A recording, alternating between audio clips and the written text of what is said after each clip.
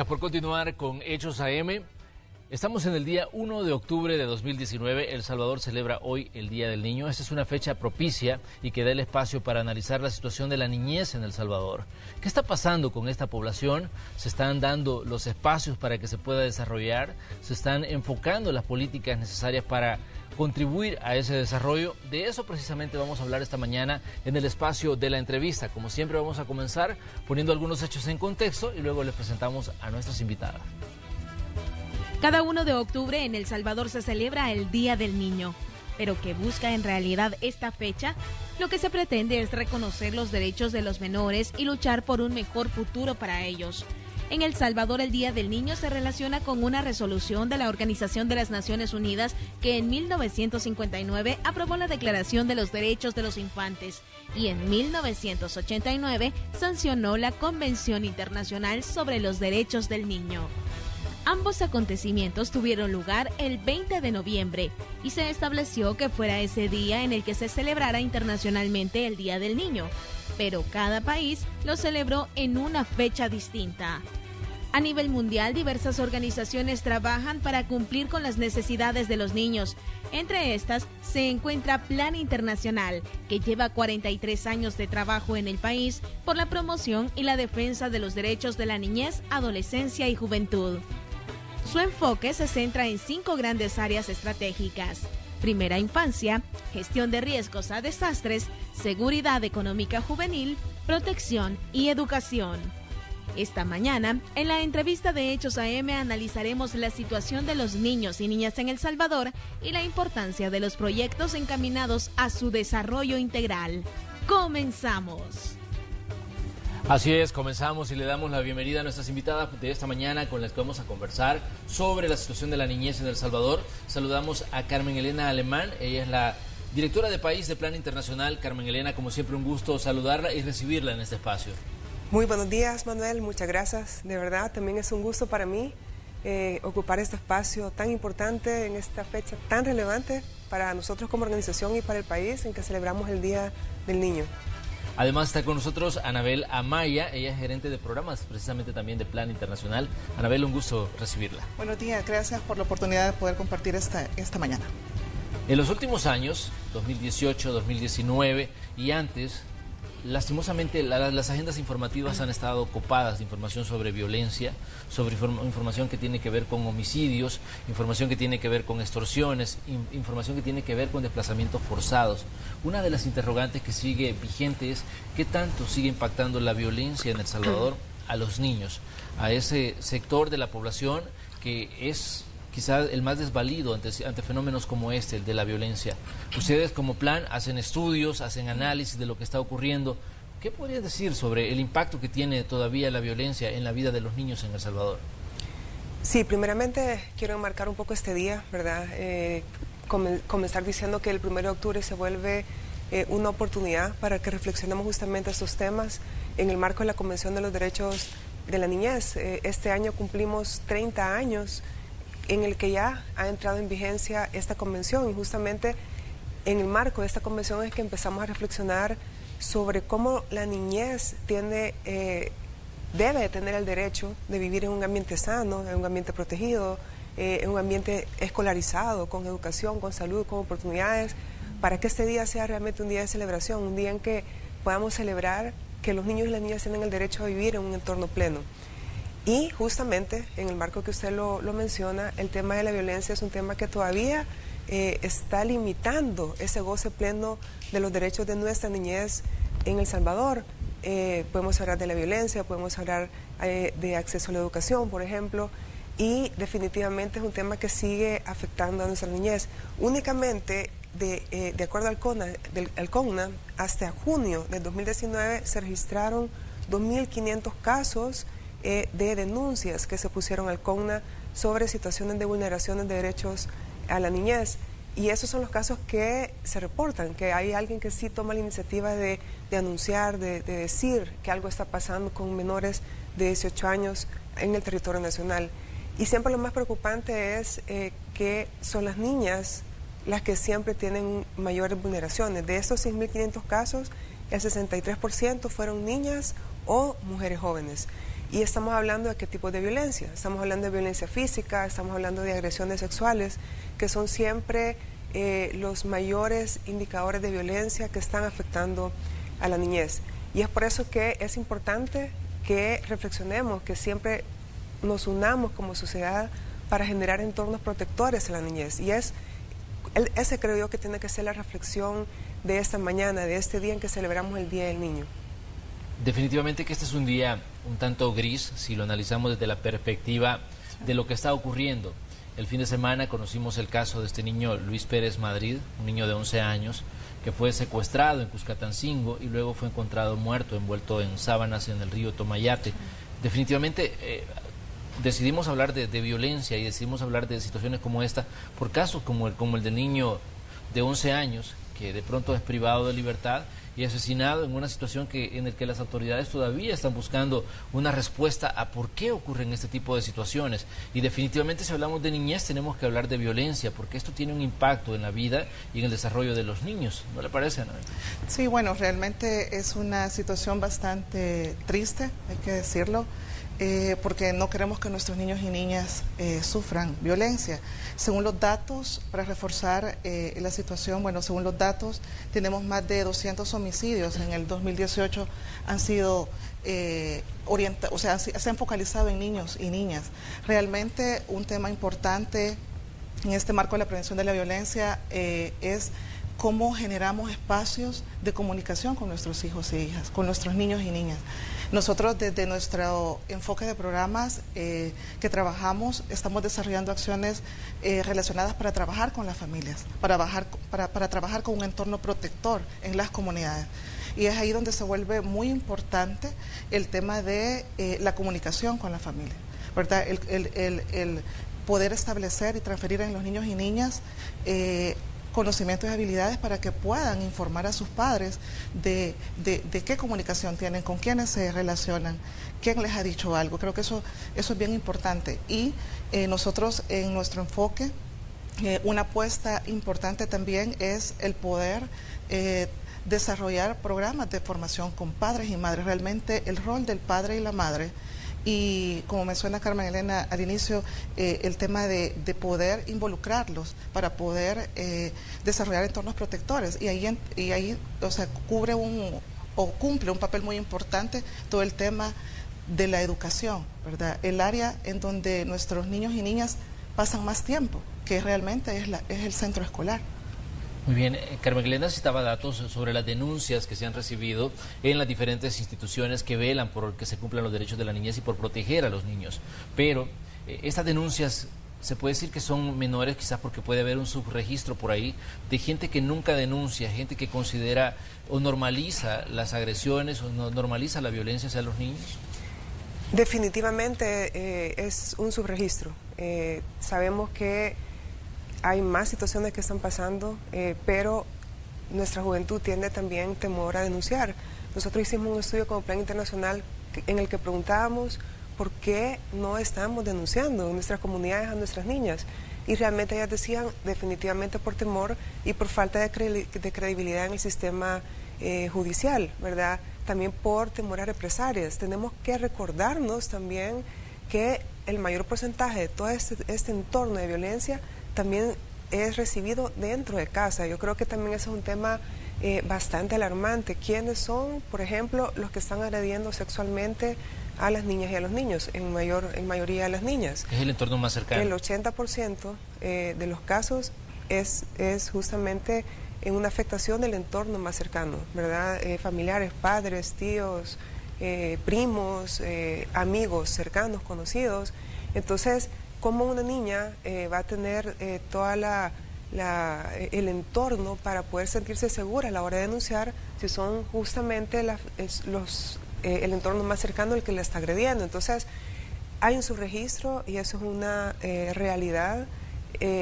Por eso es que tenemos diferentes campañas, diferentes programas en que hacemos énfasis a la necesidad de denunciar, porque tenemos que realmente tener una magnitud completa de esta temática a nivel de país.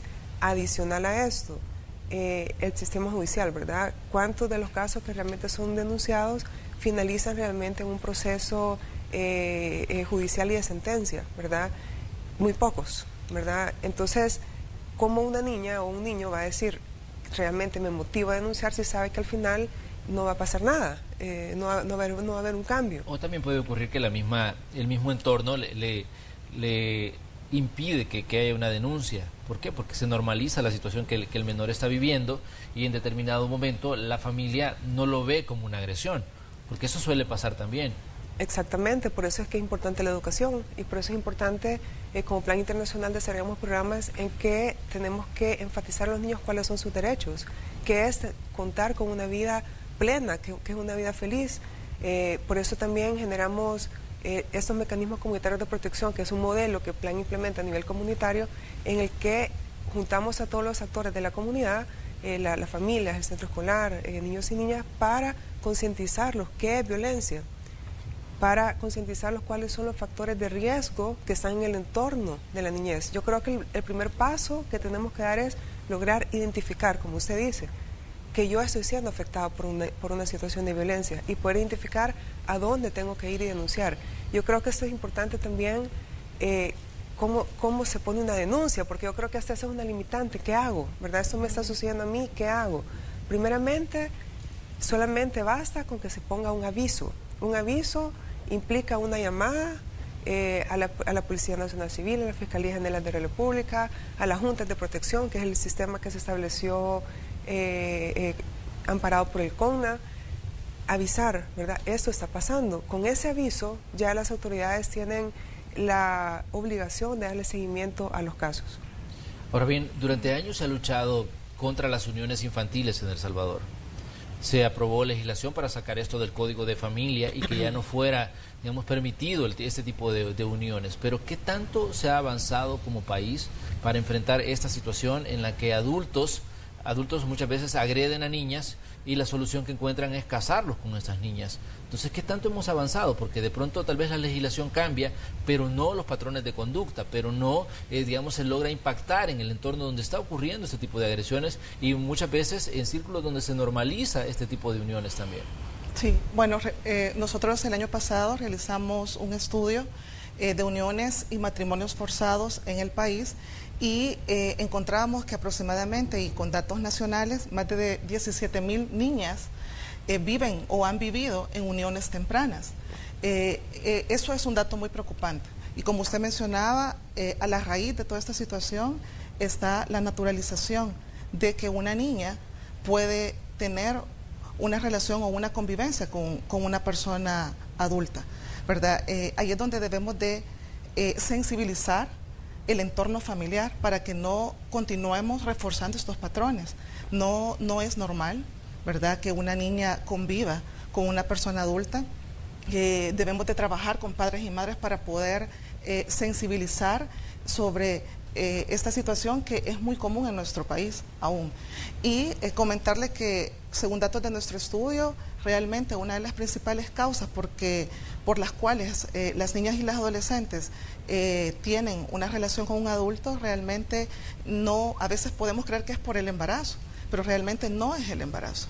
Hay atrás de esa causa, que creemos que es la prioritaria, hay aspectos socioeconómicos, aspectos culturales, hay una presión también de la familia. Entonces, ¿qué nos está diciendo entonces? Que debemos de trabajar volvemos al tema, de trabajar con el entorno más cercano de la niña y el niño, en este caso, la familia. Si trabajamos con los padres y madres, en el cual sensibilizamos que una niña o un adolescente a temprana edad debe de orientar sus energías, sus habilidades y conocimientos para poder desarrollarse plenamente, ahí estaríamos haciendo un cambio importante, porque continuamos en nuestras comunidades observando uniones tempranas y eso pues no podemos continuar viéndolo como algo normal, realmente es un delito. En muchos de estos casos, al leer informes de ONU Mujeres, leer informes de otros organismos que trabajan con niñez, encontramos testimonios como, por ejemplo, que dicen, la niña quedó embarazada de un adulto, pero yo lo único que quiero es que se haga cargo del fruto de ese embarazo. Todavía se sigue enfrentando este tipo de situaciones en las que el mismo entorno dice, no importa, digamos, lo que ha pasado, siempre y cuando la persona se haga responsable del fruto de esa relación que muchas veces ha sido forzada, ¿no? Exactamente, aquí creo que estamos luchando fuertemente con patrones culturales, ¿verdad? Como una niña siempre busca una solución a su problemática interna que puede estar viviendo en el hogar, buscar una solución justamente pensando que la unión temprana con otro hombre quizás mayor la va a llevar a una condición de vida mejor, digamos. Y en el estudio que Plan Internacional hizo, lo que denota definitivamente es que más bien, en vez de mejorar su condición, se vuelve un círculo vicioso de violencia, ¿verdad? Porque esta niña se acompaña tempranamente con un adulto mayor y luego viene todo el tema de la falta de empoderamiento de la mujer, tanto económico, su liderazgo se ve realmente opacado, y lo que vive al final nuevamente es otro nuevo entorno de violencia, ¿verdad? Bueno, el mapa de embarazos tempranos que nos ofrecía el año pasado el UNFPA con el Ministerio de Salud denotaba que a nivel nacional contábamos con 19.000 embarazos, ¿verdad? Y para mí ese dato siempre me es bastante preocupante y me sigue preocupando, porque cuando pensamos cuántos de estos embarazos obviamente fueron ejercidos por hombres mayores y qué pasó con todo el proceso de judicialización que se tuvo que haber seguido. Y es ahí cuando decimos, realmente todo queda en impunidad porque no hay una demanda, no hay una denuncia, y quizás también es por la falta de reconocimiento del delito, ¿verdad? Como usted dice, la familia lo que dice es, bueno, mejor que estos hombres se hagan cargo. Esa no es la respuesta, ¿verdad? Tenemos que reconocer que en esos embarazos tempranos de adolescentes hay un delito, porque es ejercido por hombres mayores con niñas menores de 18 años. Carmen Glenda, me gustaría que lleváramos el tema de los embarazos adolescentes un poco más allá. Lo que implica para la vida de un país el hecho de tener a 19.000 niñas embarazadas, niñas que no han cumplido la mayoría de edad, niñas que apenas tienen cierto grado de escolaridad, niñas que de pronto tienen que pasar de ser, digamos, las niñas de la casa a ser las madres, a ser madres. ¿Qué tanto puede, digamos, impactar la situación de la pobreza de un país, o de la pobreza que se enfrenta en ciertos, digamos, en ciertos sectores de la población, el hecho de tener a niñas criando niños? Definitivamente impacta a la sociedad en completo, ¿verdad? Sabemos que la mujer desempeña un rol muy importante en la sociedad, ¿verdad? Tanto como los hombres, pero sin embargo, si una mujer, una niña, sale embarazada a temprana edad, definitivamente lo primero que sucede es trunca su derecho a la educación. Y es bien revelador cuando tenemos datos, por ejemplo, del UNFPA con el Ministerio de Salud diciendo que hubo 19.000 niñas embarazadas en el año 2018 y el Ministerio de Educación únicamente reportó 1.500 niñas embarazadas en el sistema escolar. Lo primero que nos da este dato, que nos revela, es que lo primero que sucede es un abandono escolar. La niña cuando se denota embarazada abandona la escuela, ¿verdad?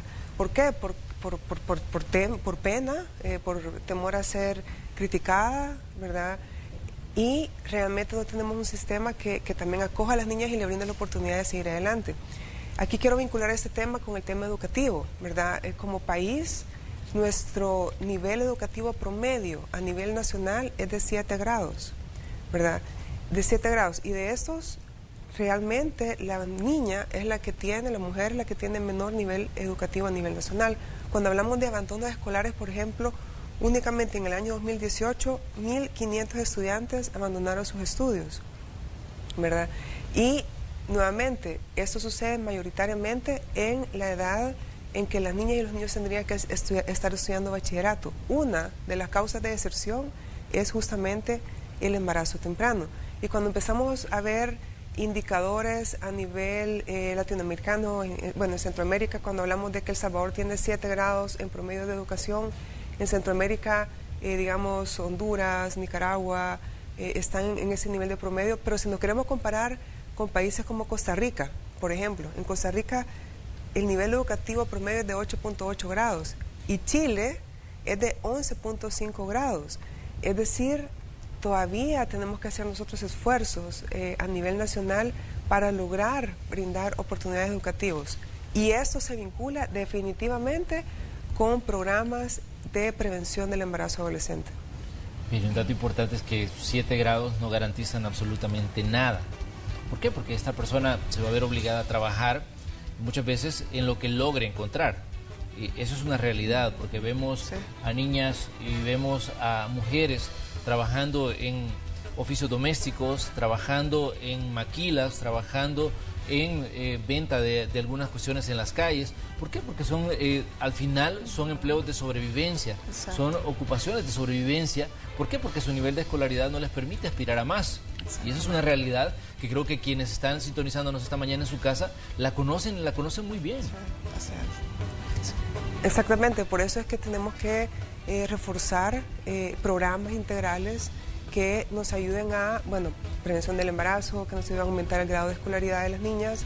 ¿Por qué? Porque la mujer, y eso también es estadísticamente comprobado, si una mujer, una niña, tiene mayor nivel de educación, definitivamente genera un impacto positivo en la sociedad porque es quien más invierte en la futura educación de sus hijos. La inversión en los hijos, en la educación de los hijos y de las hijas, viene mayoritariamente a través de una mujer, de una madre educada, de una madre profesional, que dedica el mayor porcentaje de sus recursos a la familia. Entonces tenemos que garantizar la educación de las niñas. Muy bien, vamos a hacer un pequeño espacio para comerciales, pero cuando regresemos vamos a enfocarnos en otro tema que está afectando mucho a la niñez de El Salvador y la niñez de muchas partes del mundo, la migración. Hemos visto cómo muchos niños han llegado a los Estados Unidos, han sido separados de sus padres.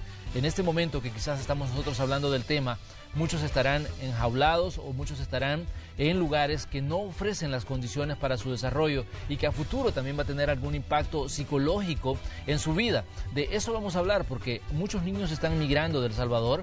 A pesar de todo lo que se está haciendo, hay muchas familias que ven en la migración una salida para sus problemas y para buscar mejores posibilidades de desarrollo. Con eso regresamos. Recuerde que hoy estamos conversando con representantes de la organización Plan Internacional en este 1 de octubre, que es el Día del Niño en El Salvador, pero que es necesario, más allá de una celebración, enfocarse en los problemas que están afectando a este sector de la población. Regresamos enseguida.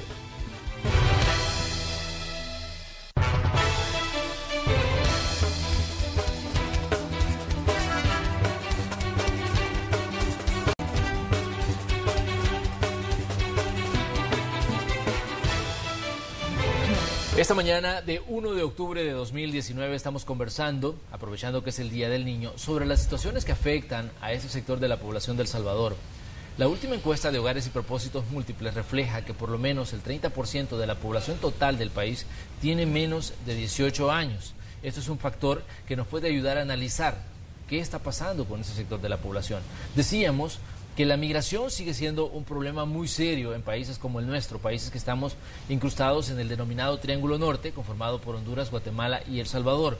Hemos visto caravanas, muchas de esas caravanas en las que van incluso niños junto a sus padres tratando de llegar a la frontera sur de los Estados Unidos. De hecho, hay muchos niños que están en centros de resguardo y que están retenidos en estos centros separados de sus padres. Pero, ¿cuál es el impacto que puede llegar a tener este tipo de situaciones en la vida de un niño? Decíamos que conversamos con Carmen Elena Alemán, directora de País del Plan Internacional, y también con Anabela Maya, que es la gerente de programas de esta misma institución, de Plan Internacional. ¿Cómo analizamos el fenómeno de la migración viendo a la luz de los derechos de los niños y viendo cómo situaciones que ocurren en este proceso de migrar van en contra y se violan los derechos de muchos niños? El proceso de migración es un proceso per se de vulneración de derechos de la niñez. Cuando estamos hablando, obviamente, de migración irregular, ¿verdad?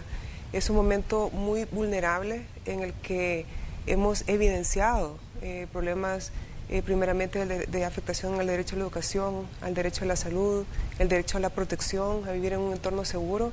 Y bueno, hemos sido testigos de imágenes realmente muy impresionantes que han dado vuelta al mundo, ¿verdad? De niños y niñas que han perdido su vida en este proceso de emigrar y de buscar mejores oportunidades. Definitivamente es un reflejo de la falta de derechos y de un entorno pleno que los niños viven. Pero tenemos que pensar un poquito más atrás, realmente cómo inicia esta decisión familiar de emigrar, ¿verdad? En ese sentido se está vinculando realmente con el tema del desplazamiento interno. Yo creo que como país tenemos que reconocer, y estamos realmente en un ejercicio de reconocimiento, impulsando el reconocimiento del desplazamiento interno forzado. Lo primero que una familia hace es desplazarse internamente y se desplaza buscando condiciones de protección. Una familia se ve amenazada en su vida por un entorno de violencia que vive en su comunidad, y para resguardar su vida se desplaza a un lugar más seguro. En el país, en el año 2017, se registraron 296.000 desplazamientos al año por violencia. Ese es el primer paso. En ese momento, ¿qué pasa con el niño y la niña? Se desprendió, se desvinculó de la escuela, ¿verdad? Lo primero que pasa es la vulneración al derecho a la educación. Este niño ya no sigue estudiando, ¿verdad? Nuevamente afectando el promedio nacional educativo que hablábamos anteriormente. Posteriormente, cuando la familia se ve desvinculada ya de su comunidad y que no encuentra un entorno de acogida, es entonces cuando decide emigrar, ¿verdad? Y esta ya es un proceso de buscar mejores alternativas en otros países, y hemos visto ya los resultados. Únicamente hasta mayo en este año 2019, 13.285 personas han sido retornadas a El Salvador. Es decir, es bien difícil tener una estadística de cuántas personas están saliendo del país, pero sí se mide con el retorno. Este año hemos aumentado en el 29% respecto a este mismo periodo del año pasado la cifra de retorno. Y en esta cifra, 1.837 son niñas y niños. Es decir, las familias siguen buscando esta posibilidad de mejorar sus condiciones de vida, pero lo que tenemos que realmente estar atentos y alertas es cuáles son las condiciones de derechos que estamos vulnerando en la niñez. Pero, ¿qué decir ante situaciones como la que hemos visto en Estados Unidos, donde hay niños que son separados de sus padres, niños que son muchas veces llevados a centros de resguardo, sí, donde se han cometido incluso abusos sexuales? Decíamos que una de las peores experiencias que puede vivir un niño es una agresión sexual. Y ¿qué decir cuando estás separado de tus seres más cercanos, en este caso los padres, que son los que ofrecen mayor protección o que deberían ofrecer mayor protección, y de pronto estos niños se ven vulnerados? De hecho, en Estados Unidos hay investigaciones abiertas. Se ha dicho que hay más de 1.500 casos de abusos sexuales cometidos en estos centros de resguardo para menores migrantes. ¿Cómo impacta esto en la vida de un niño? Y porque estamos viendo que hoy son niños, pero estos van a ser los ciudadanos dentro de unos años. ¿Qué tipo de ciudadanos podemos llegar a tener cuando su experiencia o su vida ha sido marcada por situaciones como esta? Bueno, realmente, como mencionábamos, el tema de la migración, y también no dejemos a un lado el desplazamiento interno forzado. Son como dos escenarios importantes. Ambos escenarios ponen en mucha vulnerabilidad a los niños y a las niñas. Como usted mencionaba, una de las vulnerabilidades o violación de derechos es todo el tema de la protección de los niños y las niñas. Realmente, en todo ese tránsito de la migración, los niños a veces van acompañados de un adulto, pero a veces ese adulto, por las historias que hemos conocido, se pierde en el tránsito hacia el destino. En esa situación, la afectación directa o principal es el tema de la protección del niño y la niña. ¿Quién lo protege? ¿Quién está con él en ese tránsito? Y cuando ya llega a su área de destino, es institucionalizado en estos centros de resguardo. Como usted mencionaba, los casos que hemos conocido de violación a los derechos de los niños y las niñas en términos de agresiones sexuales, la principal afectación, pues ya la conocemos, es una afectación psicológica, ¿verdad? Realmente es un trauma el que el niño y la niña viven, y pongámonos a pensar que sufre esta vulneración de derechos y no hay nadie cercano a su familia, en un lugar extraño. Realmente es ahí donde, bueno, nosotros como organización nos solidarizamos y en cierta medida estamos en contra de todo este tema de la vulneración de derechos con los niños y las niñas en estos centros de resguardo. Nosotros como organización estamos desarrollando acciones para poder en alguna medida orientar a las familias que ya van en tránsito, ¿verdad?, hacia su destino. por buscar un mejor futuro, porque una de las causas principales de la migración en nuestro país, y como usted mencionaba, en el Triángulo Norte, está también toda esta parte de buscar mejores oportunidades económicas, y otra de las causas principales también es llegar a encontrarse con sus familias, y esa es una parte en donde motiva más a los familiares que están fuera, no importa lo que les cueste, ¿verdad? Ellos quieren reunirse con sus hijos e hijas, pero realmente es una situación bastante delicada. Nosotros como organización estamos trabajando en poder educar a las familias.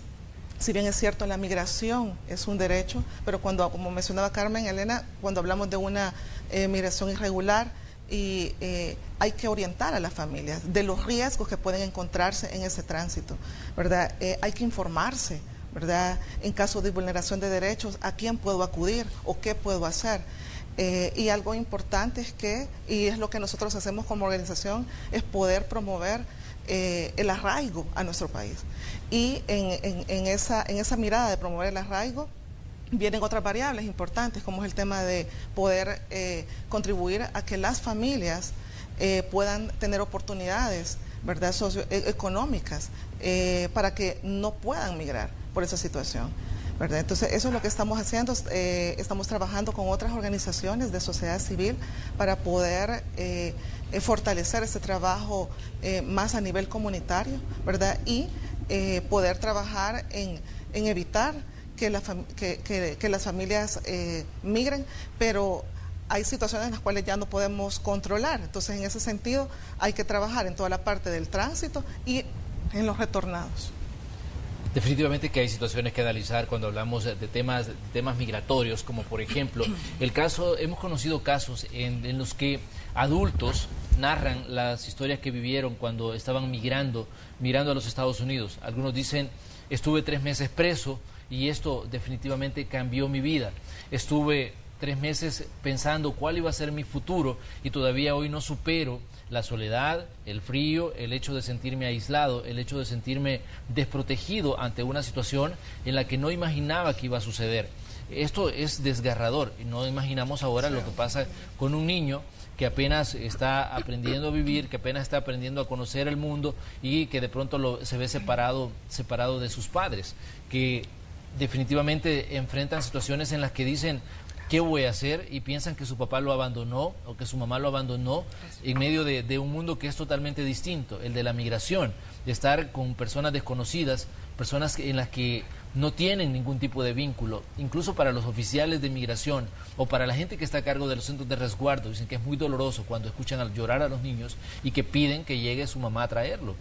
Entonces, estas son situaciones que son muy reales y que definitivamente tienen que analizarse sobre el impacto que esto tiene en la vida de los niños salvadoreños, porque muchos quizás padres están pensando en migrar y llevárselos, o muchos que están en Estados Unidos ya establecidos dicen, me voy a traer a mis hijos, mas no saben que se van a enfrentar a este tipo de situaciones. Realmente esos relatos son desgarradores. Yo realmente cada vez que escucho un relato de ese índole, pienso en la gran labor que tenemos como Plan Internacional en El Salvador y como otras organizaciones, porque realmente para lo que trabajamos es buscar totalmente lo contrario, que un niño o una niña pueda vivir en su comunidad, en su familia, en un entorno feliz, en un entorno protector, en un entorno que le brinde oportunidades, donde una niña pueda ejercer realmente su liderazgo, que pueda transformar su comunidad. Por eso trabajamos. Yo creo que como país debemos de estar conscientes que lo que tenemos que hacer es brindarle la oportunidad a este 30% de población que hemos hablado, que son niños y niñas menores de 18 años, ¿verdad? Conocemos estas historias, las vemos en los medios de comunicación, tratamos realmente, tenemos un programa de hecho que estamos trabajando con ACNUR y con el PMA, con el Programa Mundial de Alimentos. Tenemos un programa para prevenir la migración, estamos invirtiendo en las comunidades para poderles decir que realmente migrar es afrontar riesgos que van a impactar a largo plazo en la vida de los niños y las niñas. Riesgos como agresiones sexuales que son catalogados delitos de lesa humanidad por el impacto que genera de largo plazo en los niños y las niñas. Tenemos programas que están hablando de esos temas para hacer conciencia a los padres y a las madres de familia que realmente tenemos que buscar oportunidades también locales, ¿verdad? Sabiendo que podemos generar acá mismo un entorno protector. Nuestro programa en Chalatenango, lo estamos desarrollando en este momento en la zona de Chalatenango, lo que promueve es realmente generar un arraigo, ¿verdad?, al territorio. ¿Cuáles son las oportunidades?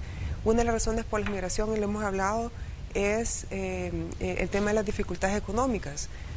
Bueno, entonces busquemos oportunidades en los territorios, generemos emprendimientos locales, busquemos cuáles son las potencialidades de la zona para poder realmente generar las condiciones económicas en nuestro país. Siempre hablamos y vemos por qué nuestros jóvenes son tan exitosos afuera, ¿verdad? Si hemos visto tantas historias que dicen, bueno, salió del país y allá es un gran emprendedor, es un gran empresario, una gran empresaria, porque realmente nuestros jóvenes sí tienen todo el liderazgo, somos emprendedores, somos salvadoreños y salvadoreñas trabajadores, que realmente tenemos nos reconocen como tales en otros países. Esos mismos talentos los podemos aprovechar en nuestro país. Por eso tenemos que generar realmente las condiciones para que nuestros jóvenes desde la juventud puedan tener esas oportunidades económicas, estos espacios que les permiten realmente aprovechar esos talentos. Ahora bien, hay derechos que son básicos, como el derecho a la educación y el derecho a la salud. Ya se presentó el plan de gastos para 2020, donde se prevé un incremento para estas carteras de Estado y en todos los programas que desarrollan. ¿Qué tan básicos son el tema fondos para que se pueda, digamos, garantizar esos derechos a los niños? Totalmente básico, y créanme que estamos realmente muy, muy alegres por esta presentación, este anuncio que se ha hecho de poder aumentar el presupuesto y la inversión en estas carteras de educación y de salud. Como sabemos, ha sido una lucha de años que la sociedad civil ha estado, por ejemplo, tratando de aumentar la asignación de educación respecto al PIB. Hemos estado proclamando un 6% de inversión del PIB en educación. En este momento estamos alrededor del 3.4% en el PIB. Definitivamente, para poder dar oportunidades a los niños y las niñas educativas necesitamos mayor inversión, y eso es lo que se ha anunciado, ¿verdad? Mayor inversión en educación, mayor inversión en salud, y realmente es una decisión que aplaudimos totalmente, porque sabemos que eso va a ir a impactar a los niños y las niñas desde la primera infancia. Creo que ese es un tema bastante importante que reconocer y resaltar, que se le está dando a través de este nuevo gobierno. Lo hemos hablado con ellos y ellas, la importancia de la primera infancia, invertir en los niños y niñas desde su nacimiento, desde su estimulación temprana. En este momento, solamente el 1.3% de niños y niñas entre 0 y 3 años tiene acceso a la educación, y realmente podemos pensar cómo una niña y un niño de 0 a 3 años, ¿por qué necesita educación? Y realmente también reconocemos que esta es una etapa crítica en el desarrollo cognitivo de los niños y las niñas. Creo que esta es una apuesta del nuevo gobierno, y hemos estado platicando porque sabemos que es una apuesta muy importante de país. En la sociedad civil también tenemos ya programas implementando a nivel comunitario que nos queremos realmente sumar a este esfuerzo. ¿Qué tanto de los programas de plan internacional están enfocados en trabajar con los adultos para entender los derechos de los niños? Porque muchas veces quizás hablamos mucho de los derechos de los niños, pero somos los adultos los que desconocemos y los que violentamos esos derechos muchas veces, por desconocimiento, porque no entendemos realmente el entorno en que debe crecer un nuevo ciudadano, no entendemos, digamos, lo que se le debe dar para que tenga un desarrollo pleno. Sí, nosotros como organización trabajamos con la población adulta en varios escenarios. Uno es a nivel de las familias, a nivel de las comunidades. Desarrollamos jornadas de sensibilización y de transferencia de información sobre la importancia de los derechos de las niñas y los niños. Y en este caso, de cómo las personas adultas son claves para que una niña y un niño ingrese al centro escolar. Otro aspecto importante que trabajamos es toda la parte de prevención de la violencia, tanto sexual, violencia social, y acoso y abuso, y desarrollamos jornadas también con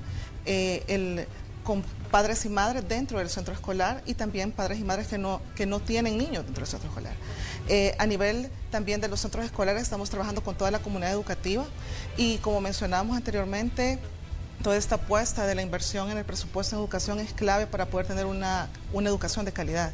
En esa línea nosotros estamos apostando bastante al fortalecimiento de la currícula educativa, al fortalecimiento de las capacidades y las competencias del personal de educación, ¿verdad? Y estamos realizando acciones de revisión de la currícula educativa para poder incluir todo el tema de la prevención de la violencia, el tema de la promoción de los derechos de la niñez y poder trabajar toda la parte de prevención del acoso y abuso sexual. Y bueno, algo importante también de poder reforzar es el uso de la tecnología ahora en la educación para que podamos generar en los niños y las niñas que el entorno educativo sea más atractivo, para que tenga toda la intención de poder ir a la escuela y también su familia se sienta motivada de que la escuela brinda otras oportunidades. Entonces, nosotros estamos apostándole a poder hacer del centro escolar un entorno protector y que miren la educación como la herramienta principal para el cumplimiento de los derechos de los niños y las niñas. Bien, estamos llegando al final del espacio de la entrevista, pero este es 1 de octubre, decíamos, este día se celebra el Día del Niño en El Salvador. Todos los días deberían de ser Día del Niño porque todos los días deberíamos hablar de los derechos de la población joven, de la población que está formándose del país. Pero como decíamos, este espacio ofrece la oportunidad para que discutamos sobre esas situaciones que están afectando e impactando directamente a las nuevas generaciones de salvadoreños. No quiero cerrar sin antes, bueno, que ustedes nos dirijan un mensaje tanto a los adultos como a los niños en este día tan especial para la niñez salvadoreña, ¿no? Este Día del Niño, o este 1 de octubre.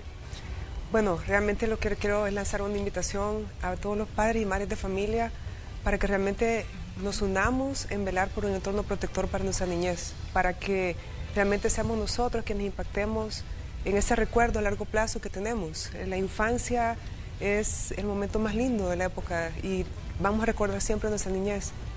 Cómo recordemos nuestra niñez depende de nosotros como padres y madres y a todos los actores del Estado para que nos unamos en esfuerzo para poder garantizar el cumplimiento de los derechos de los niños y las niñas. Anabel. Bueno, aprovechar esta oportunidad para poder motivar a las familias a que realmente reflexionen que el trabajar con los niños y las niñas es la clave para poder tener ciudadanos y ciudadanas activos, productivos, ¿verdad? Y con mayores oportunidades. Entonces, motivarles a que puedan priorizar dentro de todo el desarrollo de sus acciones a nivel de la comunidad, a nivel de sus colonias, a nivel de sus familias, el poder poner siempre al niño y la niña como lo más importante. Y aquí, pues, reforzar el interés superior del niño y la niña ante todas las acciones que hacemos. Muy bien, nosotros cerramos este espacio de la entrevista de Hechos AM correspondiente este 1 de octubre. Agradecemos a Carmen Elena Alemán. Gracias, Carmen Elena, por estar aquí una vez más. Gracias, Manuel. Gracias a ti por este espacio. Y también gracias, Anabel, por Muchas estar gracias. aquí y hablar de un tema tan importante para un país, la niñez. Gracias. Bien, nosotros cerramos el espacio de la entrevista, vamos a ir a comerciales, pero cuando regresemos le invitamos a que siga con nosotros porque le vamos a hablar del tráfico, le vamos a hablar sobre las condiciones del clima. Además tenemos información de otros temas que están en desarrollo en esta mañana y que usted debe conocer para comenzar su día bien informado y para comenzar este nuevo mes, este 10º mes de 2019 bien informado. Vamos a la pausa, regresamos enseguida.